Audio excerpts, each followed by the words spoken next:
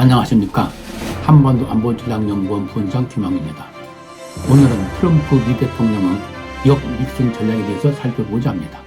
트럼프 미 대통령이 유럽을 비롯한 미국 내에서 강력한 비난에도 불구하고 우크라이나와 유럽을 배제한 채 러시아 요구를 사전에 다 들어주면서 미러 간 우크라이나전 종전협상을 추진하고 있습니다.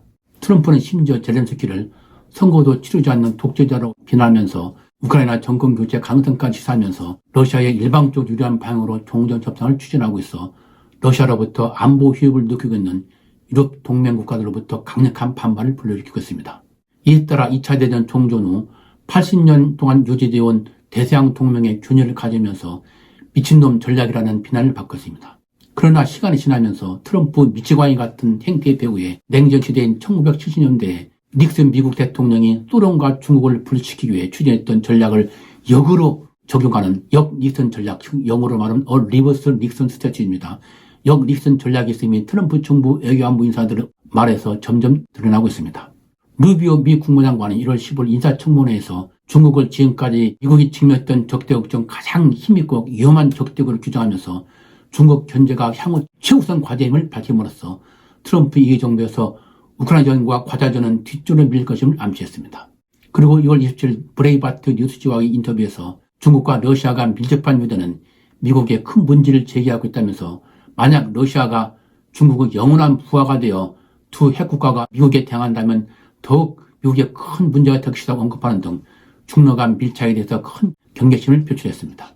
펜스 미 부통령은 2월 13일 월스트리트저널과 회견에서 서방의 테러 제재로 러시아는 서방의 시장에서 고립되어 중국의 부하가 되었으며 러시아가 중국의 동생이 되는 것은 푸틴이 이익이 아니다고 언급하면서 우크라이나전을 성공적으로 끝내 러시아와 관계를 재설정해야 한다고 주장했습니다. 케이시 킬로그 우크라이나전 특사도 2월 14일 기자간담회에서 트럼프 정부는 러시아와 중국, 이란, 북한 간 동맹을 깰 것이다. 러시아에게 중국, 이란, 북한으로부터 얻는 이익보다 더 크고 좋은 이익을 줌으로써 반드시 그 동맹을 깰 것이다 라고 언급했습니다. 이런 말들에서 보듯이 현재 트럼프가 보이고 있는 러시아의 일방적으로 편향적인 우크라이나전 종전협상은 중국과 러시아를 분리시키려는 닉슨 전략이라는 평가가 이반 바이켄바움 카네기 국제평화기금 연구원 등 미국 전문가들 사이에서 나오고 있습니다. 그리고 트럼프 닉슨 전략의 성공 여부에서는 전문가들 사이에 의견이 갈리고 있습니다. 먼저 성공 가능성을 낮게 보고 있는 전문가들은 그 이후로 닉슨이 중국과 소련을 분리시키는 전략을 추진하던 1970년대와 지금의 시적 배경이 다르다는 점을 들고 있습니다. 1970년대 당시에는 1969년에 소련과 중국이 우슬간 지역 국경을 둘러싸고 무력 충돌을 벌인 후 공산주의 정통성을 둘러싼 이념 분쟁을 벌이는 등 양국 간 충돌이 지속되었던 때였습니다. 따라서 닉슨은 소련과 중국의 사이를 갈라놓을 수 있는 기회를 가질 수 있었습니다. 그러나 지금은 중러 양국이 2020년 2월 4일 제한한념 협력 공동성명 발표 이후 경제, 외교, 군사, 정보 등 모든 분야에서 긴밀한 협력을 유지하고 있으며 특히 서방의 제재로 고통을 받고 있는 러시아에게 중국이 경제적 지원을 하고 있는 등 러시아의 생명줄이 되고 있기 때문입니다.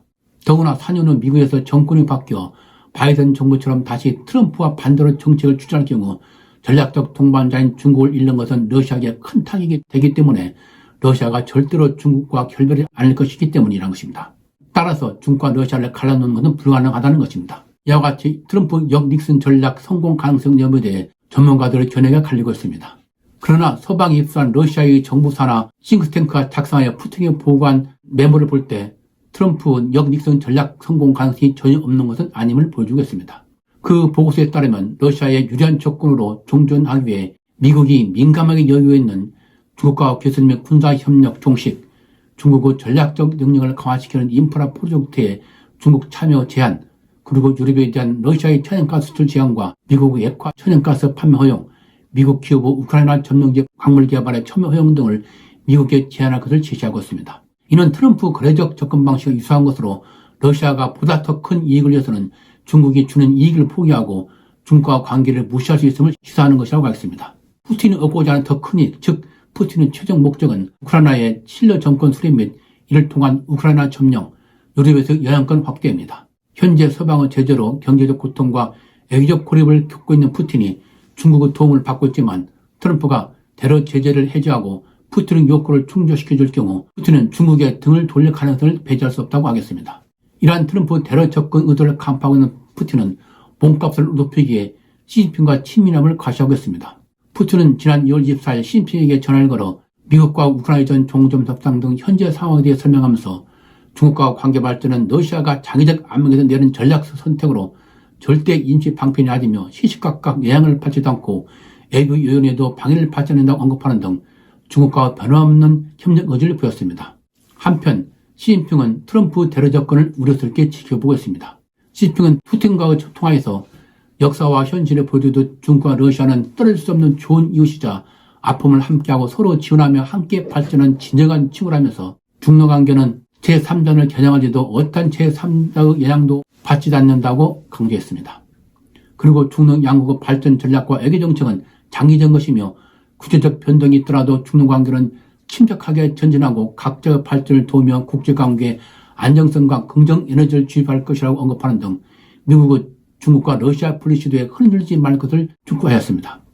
또한 린젠 중국 외교부 대변인은 2월 27일 기자회견에서 미국의 중러관계 밀착에 대한 우려에 대해 질문을 받고 중러관계는 제3자의 영향을 받지 않는다면서 중국과 러시아 간을 분열시키려는 미국의 시도는 헛수고라고 응답했습니다.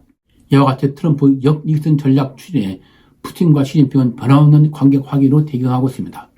그러나 이는 어디까지나 겉으로 드러난 표면적인 모습입니다. 1대1을 추진하고 있는 시진핑과 구소련 영향권을 회복하려는 푸틴은 중앙아시아를 둘러싼 영향력 확대 경쟁을 벌였으나 미국과는 공동의 적에 대한 대응이라는 점에서 이익이 부합하면서 관계를 강화했습니다. 따라서 중러 동맹은 편에 따른 동맹이기 때문에 언제든지 자신의 이익에 따라 바꿀 수 있는 것입니다. 이러한 점에서 거래의 달인 트럼프가 KGB 출신의 고물수 대가인 푸틴에게 큰 이익을 제공할 경우 중러 관계는 분열될 가능성을 배제할 수 없다고 하겠습니다. 그리고 역디슨 전략에 성공하면 다시 한번 글로벌 재선 요동을 칠 것이며 한반도에도 큰 영향을 미칠 것입니다. 이것이 세계의 패권을 두고 트럼프, 푸틴, 시진핑이라는 거래의 달인과 곤볼수수 대가들을 부르고 있는 분열 게임을 주의 깊게 관찰해야 할 이유인 것입니다. 오늘은 트럼프 영립선 전략에 대해서 말씀드렸습니다. 여러분 그게 우리의 도움이 됐으면 좋겠습니다. 시청해주셔서 감사합니다.